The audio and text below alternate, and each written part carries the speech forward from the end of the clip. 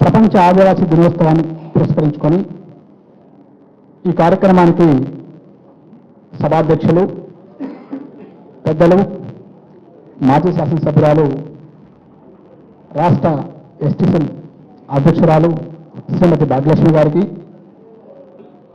వేదికను అలంకరించినటువంటి పెద్దలు ఎమ్మెల్సీ రఘురావు గారు, అదేవిధంగా అరకు శాసనసభ్యులు మత్స్యలింగం గారు, ఉమ్మడి విశాఖ జిల్లా పరిషత్ చైర్పర్సన్ శ్రీమతి సుభద్ర గారు, మాజీ అరకు పార్లమెంట్ సభ్యురాలు శ్రీ గుట్టటి మాధవి గారు, మిత్రుడు మాజీ ఎస్టీసీఎల్ రాష్ట్ర అధ్యక్షులు హనుమంతు నాయక్ గారు, అదేవిధంగా వెంకటసుబ్బయ్య గారు, మాజీ జీసీసీ డైరెక్టర్ వెంకటేశ్వరరావు గారు, మరి అదేవిధంగా రాష్ట్ర ఎస్టీసీఎల్ కమిటీకి, పాత్రికేయ సోదరులకు పేరు పేరున నా హృదయపూర్వకమైనటువంటి నమస్కారాలు. ఇవాళ ప్రపంచమంతా కూడా ఆదివాసీ దినోత్సవాన్ని బ్రహ్మాండంగా జరుపుకున్నటువంటి సందర్భంలో మరీ ముఖ్యంగా ఆంధ్రప్రదేశ్ రాష్ట్రంలో ఉన్నటువంటి గిరిశిఖర గ్రామాలలో, కొండల్లో, కోనల్లో ఎటువంటి మౌలిక వసతులు లేనటువంటి గిరిజన ప్రజానికం మనం ఒక్కసారి చూసినప్పుడు వారి హక్కుల కోసం, వారి యొక్క సాంప్రదాయాలు ఖచ్చితంగా నిలువై ఉండాలి. వారికి అనేకమైనటువంటి సమస్యల్లో కొట్టుమిట్టాడుతూ ఉన్నారు.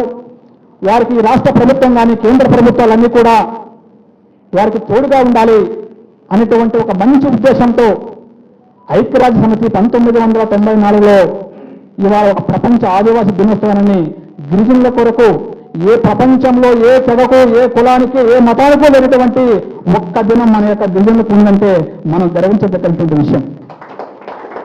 ఈ సందర్భంలో గిరిజనుల యొక్క హక్కులే కాదు, వారికి గడిచిన ప్రభుత్వాలు కానీ, నడుస్తున్న ప్రభుత్వాలు కానీ వారి యొక్క సంక్షేమ అభివృద్ధి ఫలాలు ఏ విధంగా జరిగాయో కూడా ఇవాళ మనం చర్చించుకోవాల్సిన అవసరం ఉంది.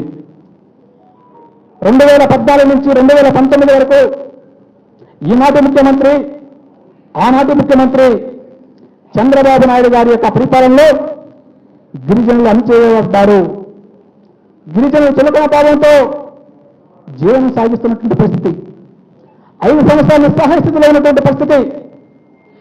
ఆ తరుణంలో ఈ రాష్ట్ర ప్రజల కోసం, ప్రజల సంక్షేమాన్ని కాంక్షిస్తూ మన ముఖ్యమంత్రి, ఇవాళ మాజీ ముఖ్యమంత్రి అయినటువంటి మన అధ్యక్షులు శ్రీ వైఎస్ జగన్మోహన్ రెడ్డి గారు ప్రజా సంకల్ప యాత్రలో ఇవాళ రాష్ట్రంలో ఉన్నటువంటి అన్ని ప్రాంతాలను కూడా తిరిగాడు.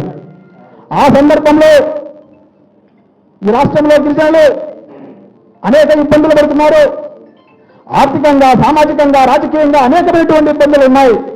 వీరిని ఖచ్చితంగా జనజీవన స్రవంతులకు తీసుకురావాలి, మిగతా వర్గాలకు సమానంగా వీళ్ళని ఆదరించాలనేటువంటి ఒక ఆలోచన చేసి వీళ్ళ యొక్క సమస్యలను కనుక్కున్నటువంటి వ్యక్తి ప్రత్యేక ఎస్టీ కమిషన్ ఏర్పాటు చేయడం జరిగింది.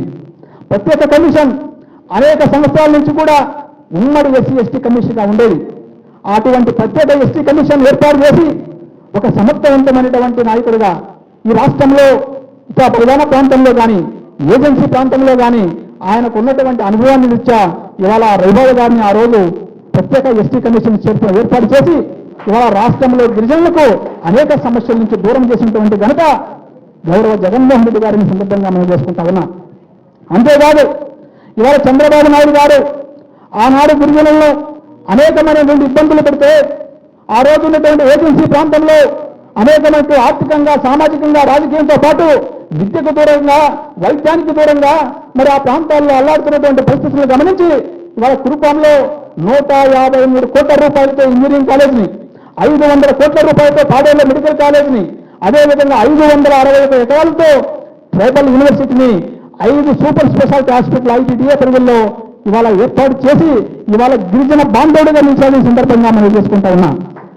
అంతేకాదు ఈ రాష్ట్రంలో అనేకమైనటువంటి సమస్యల్లో గిరిజనులు ఉంటే దాదాపు 2014 నుంచి 2019లో చంద్రబాబు నాయుడు గారు 5,125 కోట్లు మాత్రమే గిరిజన సంక్షేమ అభివృద్ధి ఖర్చు పెడితే జగన్మోహన్ రెడ్డి గారు తన 5 సంవత్సరాల కాలంలో దాదాపు 20,884 కోట్ల రూపాయలంటే దాదాపు 3 రెట్లు గిరిజన సంక్షేమానికి ఖర్చు పెట్టి ఇవాళ గిరిజన పక్షపాతిగా ఇవాళ మన ముందు నిలబడ్డాడు మన జగన్మోహన్ రెడ్డి గారిని సగర్వంగా చెప్పుకునే పరిస్థితి ఇవాళ అందరికీ ఉన్న సందర్భంగా మనం చేసుకుంటా ఉన్నాం.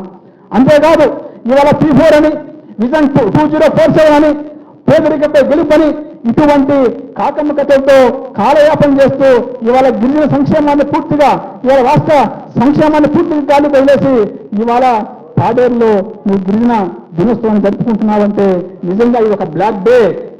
చంద్రబాబు నాయుడు కూడా ప్రభుత్వానికి ఇది ఒక బ్లాక్ డే. ఎందుకంటే గిరిజన దినోత్సవాన్ని జరుపుకునే హక్కు నీకు కానీ కూటమి నాయకులు కానీ లేదని సందర్భంగా మనం చేసుకుంటాం. ఎందుకు ఇవాళ ఈ రాష్ట్రంలో నగిరిలో ముక్కుపచ్చవారిని చిన్నారి 6 సంవత్సరాల చిన్నారి ఇవాళ ఆత్మహత్యకు గురి కాబట్టే కనీసం కూటమి నాయకులు కాదు కదా ఆ లోకల్ శాసనసభ్యుడు కూడా పరామర్శించలేనటువంటి దౌర్భాగ్య స్థితిలో మీరు ఉన్నారు. అంతేకాదు ఇవాళ అనంతపురం జిల్లాలో నేను రవిబాబు గారు పరామర్శించాం. ఒక ఇంటర్ విద్యార్థి అదృశ్యమై సుమారుగా 10 రోజులు కూడా అక్కడ మిస్సింగ్ కేసు ఏర్పడితే ఇవాళ కోటగూడెం కలెక్టర్ ఆఫీసుకు ఎస్పీ ఆఫీసుకు ఆ అమ్మాయి హత్య కాబట్టింది. కనీసం కూటమి నాయకులు పరామర్శించిన దీనిస్థితిలో మీరున్నారు.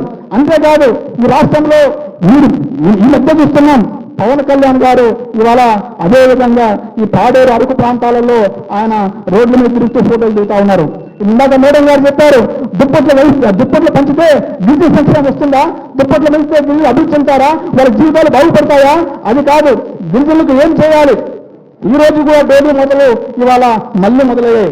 గతంలో మనం అధికారంలో ఉన్నప్పుడు మోటార్ బైక్ అనేటువంటి ఒక మోటార్ బైక్ పెట్టి అక్కడ ముందు సదుపాయాలు కల్పించి ఏదైతే గిరిజన గ్రామాల్లోకి వెళ్ళి మనం వైద్యం చేసే పరిస్థితి ఆ రోజు ఉంది. కానీ ఇవాళ అది పూర్తిగా తూచిపోయిన పరిస్థితి. కాబట్టి ప్రతి ఒక్కరూ గమనించాలి. మనం ఏదైతే జగన్మోహన్ రెడ్డి గారిని ఏదైతే 2014 నుంచి 2019 చంద్రబాబు నాయుడు మోసంతో మళ్ళా 2019 నుంచి 2024లో జగన్మోహన్ రెడ్డి గారిని ఏ విధంగా గెలిపించుకున్నామో కానీ ఈ 4 సంవత్సరాల్లో మనందరికీ ఒక కష్ట పరిస్థితులు ఉంటాయి. ఖచ్చితంగా కేసులు ఉంటాయి, మన మీద దౌర్జన్యాలు ఉంటాయి, దాడులు ఉంటాయి. కానీ అన్ని ఎదుర్కొని ఖచ్చితంగా జగన్మోహన్ రెడ్డి గారికి అండగా ఉండి 2024లో మళ్ళీ ఒకసారి జగన్మోహన్ రెడ్డి గారు ముఖ్యమంత్రి చేసుకుంటే మన జీవితాలు బాగుపడతాయి.